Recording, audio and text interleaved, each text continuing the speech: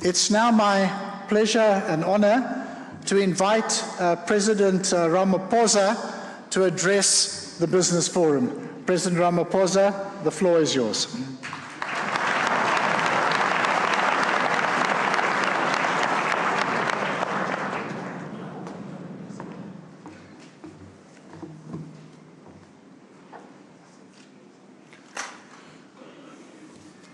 Program Director,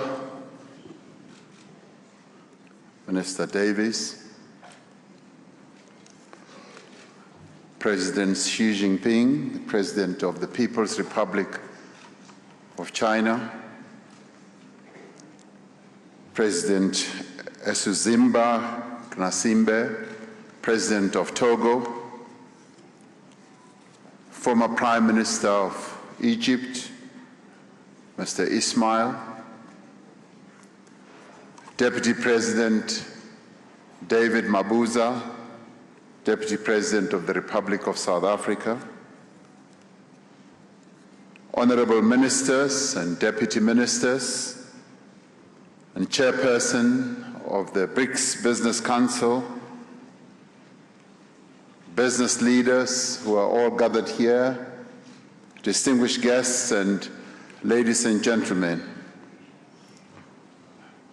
It does indeed give me a great deal of pleasure to welcome you all to the BRICS Business Forum, and in a way to really endorse the welcome that you have already received from our colleagues here. This Business Forum has become an important and vital platform for the development of economic cooperation between the BRICS member countries. We welcome you to our shores and to our country just a week after the world marked the centenary of the birth of the father of our democracy and a global icon, President Nelson Rolihlahla Mandela.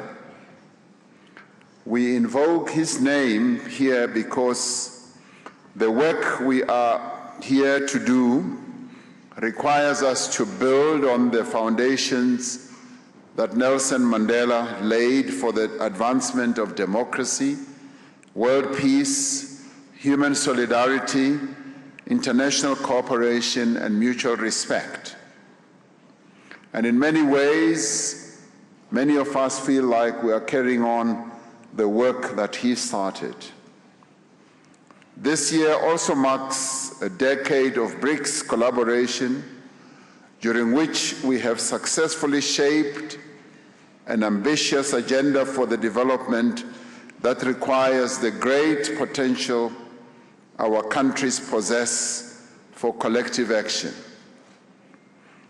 Intra-BRICS cooperation has been gaining momentum and meaning in areas such as finance, agriculture, trade, combating transnational crime, science and technology, health, education, security, and academic dialogue. One of the most important achievements, and there have been many, many achievements that we can talk about as the BRICS family, has been in the first decade of BRICS, was the establishment of the new development bank, which fills a critical gap in project funding. But the establishment of this BRICS Business Council, as Minister Davis has said, has also been an outstanding achievement. To be able to get so many business people from all the BRICS countries, including some outreach countries that we invite to the BRICS Summit, is quite phenomenal. And for this, we count it as an outstanding achievement. And indeed, the other important achievement which Minister Davis also highlights is to have set up a forum of a number of countries that we call outreach countries that are part of the BRICS Summit. And this year, these will also be accompanied by a number of countries in our own region who will be participating in the outreach activities. This also is an important achievement. The sectoral engagements that the BRICS Summit offers us and which the BRICS Business Council has been able to take forward are also something that we appreciate because they are able to get people to engage and talk about things that really matter in the lives of our people. Since its formation, just talking about the bank has dispersed loans totaling $5.1 billion, with approvals amounting to $1.7 billion this year alone. As we enter the second decade of BRICS cooperation, we are determined to expand the bank's role in economic and social development. We are meeting here, ladies and gentlemen, at a time when the multilateral trading system is facing unprecedented challenges. We are concerned by the rise in unilateral measures that are incompatible with World Trade Organization rules, and we are worried about the impact of these measures, especially as they impact developing countries and economies.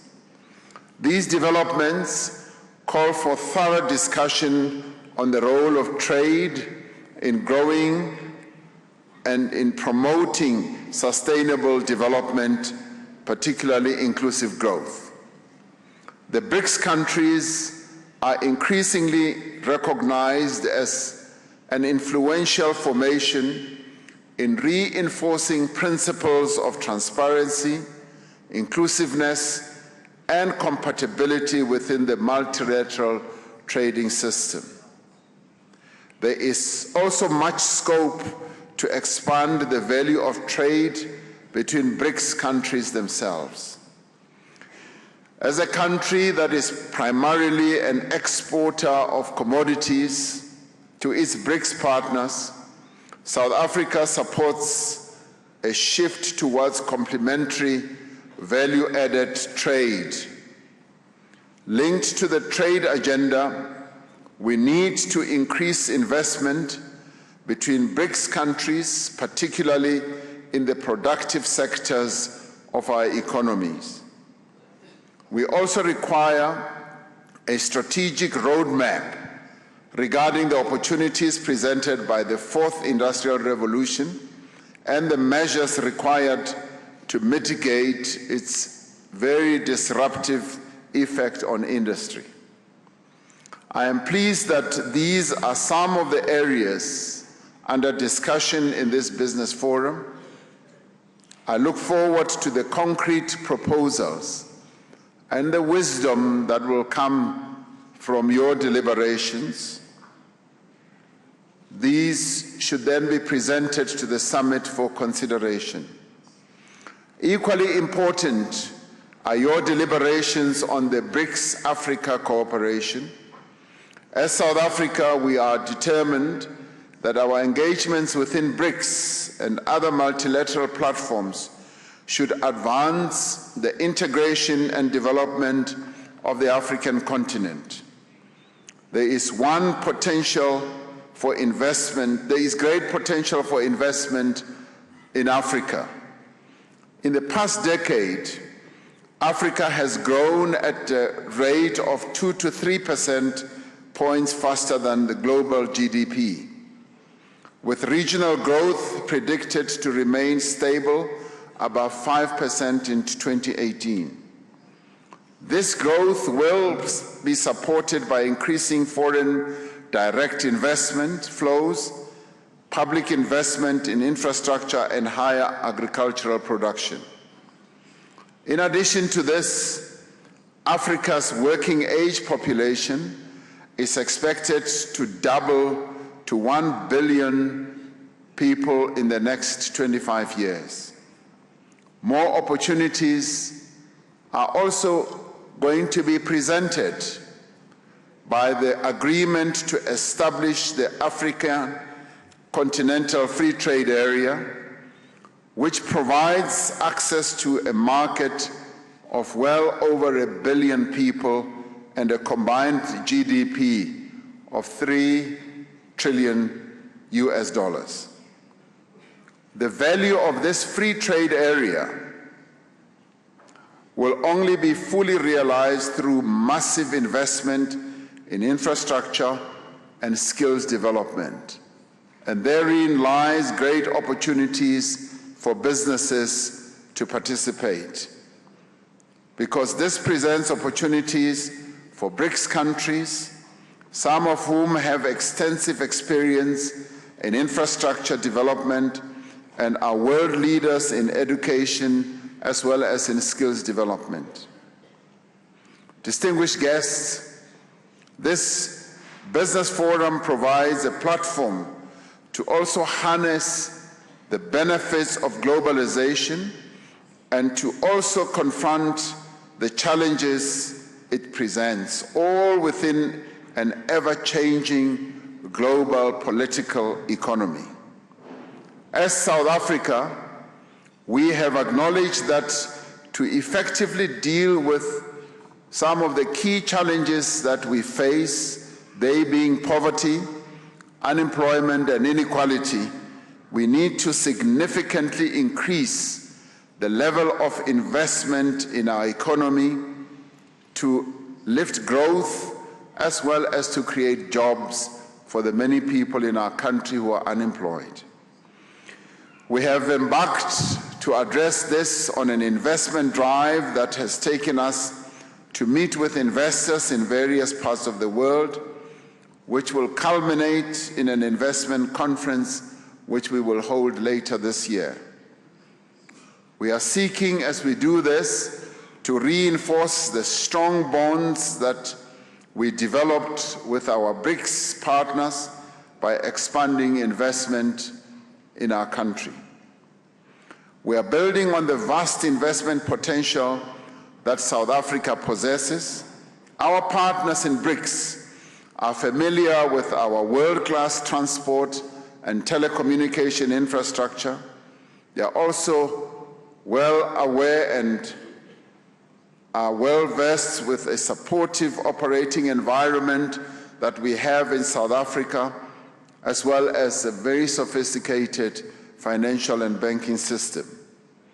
We have been steadily improving the ease of doing business in our country, providing dedicated support to investors through an entity we set up called Invest SA, and developing an attractive package of incentives. We are also working to diversify our economy on an ongoing basis. A wide range of investment opportunities are available in such areas as renewable energy, recycling, biofuels, water infrastructure, energy, mining and minerals beneficiation, agriculture and agro-processing, aquaculture, tourism, shipbuilding and repairs, business process outsourcing, advanced manufacturing, fuel cell production, aerospace, as well as defense. South Africa is determined to derive greater value from its abundant natural resources and to steadily advance up the value chain into knowledge-based sectors of the economy. We are embracing new technologies as we move ahead to diversify our economy, and approaches that are merging the physical and digital and biological worlds are also being exploited. We are committed to walking this path together with our BRICS partners. It is therefore imperative that we collectively navigate the risks and leverage the opportunities that arise from this new digital age that has arrived. There is much we can do together to develop appropriate regulatory frameworks, infrastructure, and skills to support and enable the fourth industrial revolution. Our task is to give practical expression to an economic partnership that will catapult the industrialization of our respective economies beyond the digital age.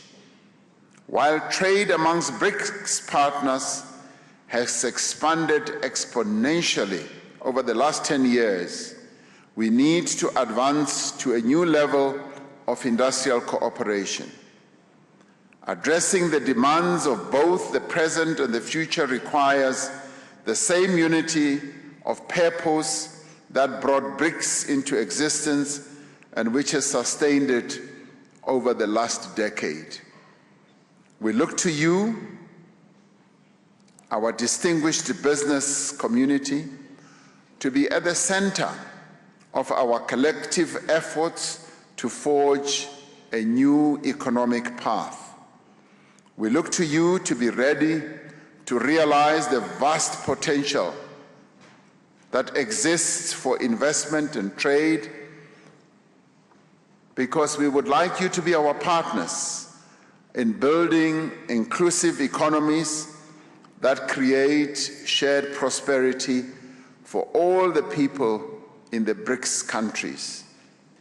With this, I wish you every success in your deliberations, more particularly as you come up with solutions